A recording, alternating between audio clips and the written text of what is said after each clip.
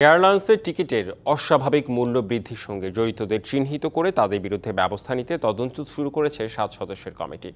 স্বরাষ্ট্র সচিব নাসিমুল গনিকে প্রধান করে গঠন করা কমিটিকে আগামী 15 কার্যদিবসের মধ্যে প্রতিবেদন দিতে বলা হয়েছে।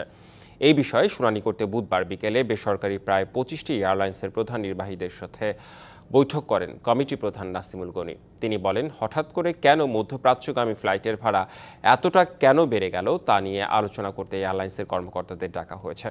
তাদের কাছ থেকে ভাড়া বৃদ্ধির যৌক্তিকতা জেনে নেওয়া হবে পরবর্তী সিদ্ধান্ত। যে সমস্ত এয়ারলাইন্সগুলো বাংলাদেশে চলে তাদের যারা প্রধান নির্বাহী তাদের তো একটা অভিজ্ঞতা রয়েছে এবং আমাদের অনুসন্ধানটা যারা ফলপ্রসূ হয়, একটা লোকের কাজে লাগে, মানুষের কাজে লাগে, এই জন্য এই প্রচেষ্টা। এটা আমাদের মতো করে আমরা তদন্ত করব এবং আমরা বোঝার চেষ্টা করতে চাচ্ছি যে এটাতে কিভাবে আমরা এই সমস্যাটাকে উত্তরণ করে অন্যান্য দেশের মতো সমপর্যায়ে আনতে পারি।